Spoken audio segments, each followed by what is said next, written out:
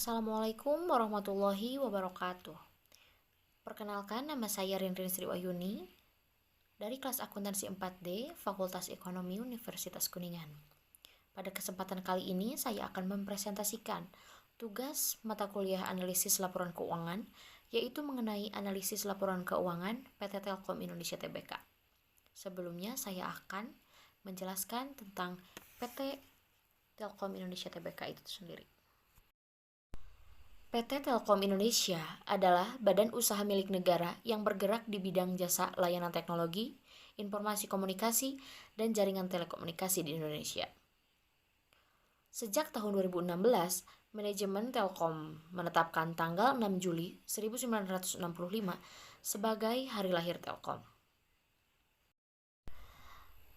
Selanjutnya, yang pertama saya akan menjelaskan tentang analisis perbandingan neraca. Dalam analisis perbandingan neraca terdapat total aset, total liabilitas, total ekuitas, dan total liabilitas dan ekuitas.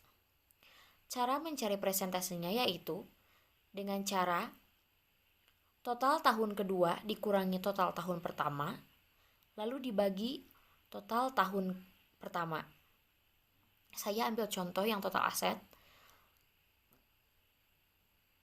Total tahun 2017 dikurangi total tahun 2016 dibagi total tahun 2016. Selanjutnya yaitu analisis perbandingan laba rugi. Dalam analisis perbandingan laba rugi terdapat total pendapatan, laba bruto, dan laba tahun berjalan. Untuk mencari presentasinya yaitu dengan cara total tahun kedua dikurangi total tahun pertama atau dasar, lalu dibagi total tahun pertama atau dasar.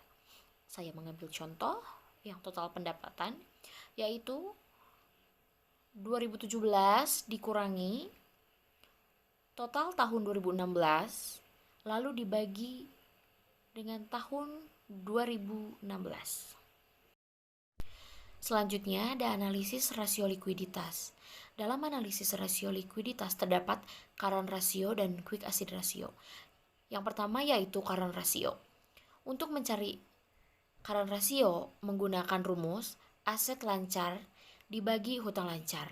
Dan untuk quick acid ratio, rumusnya menggunakan aktiva lancar dikurangi persediaan lalu dibagi hutang lancar. Selanjutnya ada analisis rasio leverage. Dalam analisis rasio leverage terdapat total debt to total asset ratio, total debt to total equity ratio.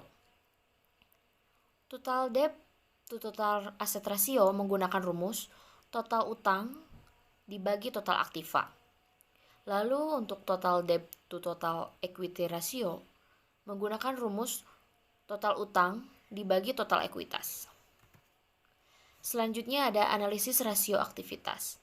Yang pertama yaitu total asset turnover dengan menggunakan rumus penjualan dibagi total aktiva. Selanjutnya ada receivable turnover dengan menggunakan rumus penjualan dibagi piutang. Selanjutnya ada analisis rasio profitabilitas. Yang pertama yaitu gross profit margin dan yang kedua yaitu return of equity.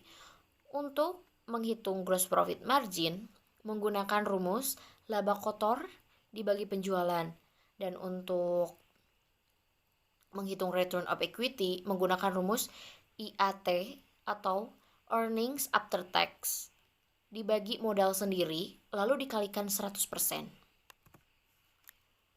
Selanjutnya ada analisis common size laporan keuangan.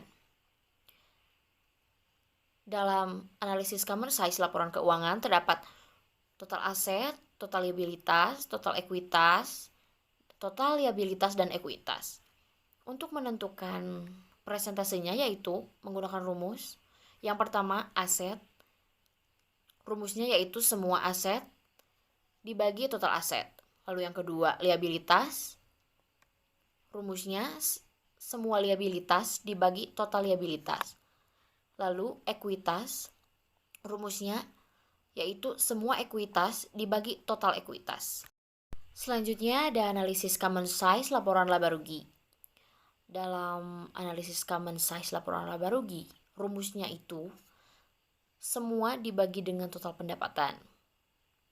Contohnya, pendapatan dibagi total pendapatan, laba bruto dibagi total pendapatan, laba usaha dibagi total pendapatan. Selanjutnya yaitu analisis tren laporan posisi keuangan. Rumusnya yaitu semuanya dibagi tahun pertama, yaitu 2016. Contohnya jumlah aset lancar tahun 2016 dibagi tahun 2016, 2017 dibagi 2016, dan seterusnya. Selanjutnya ada analisis tren laporan posisi keuangan. Rumusnya yaitu semuanya dibagi tahun pertama, yaitu contohnya jumlah aset lancar 2016 dibagi tahun 2016. Lalu tahun 2017 dibagi dengan tahun 2016, dan seterusnya. Selanjutnya ada analisis DuPont. Analisis ini akan menghasilkan ROE atau Return of Equity pada perhitungan setiap tahunnya. Selanjutnya ada analisis cross section. Untuk menghitung ROA, yaitu tahun pertama sampai tahun kelima dibagi 5 tahun. Lalu untuk mencari nilai buku, misalnya tahun pertama sampai tahun kelima dibagi 5 tahun. Dan rumus nilai bukunya itu sendiri yaitu ekuitas dibagi saham beredar. Untuk rata-rata tertimbang menggunakan rumus ROA 2016 dibagi total ROA 5 tahun dikali ROA tahun 2016, dan seterusnya.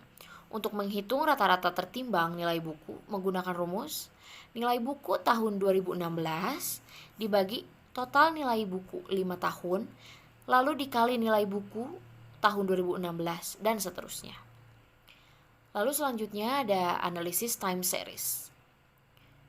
Nah, di sini terdapat ROA perusahaan dan industri itu sendiri.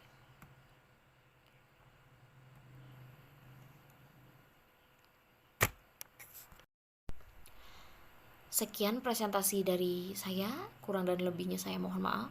Wabillahi taufik wal hidayah. Wassalamualaikum warahmatullahi wabarakatuh.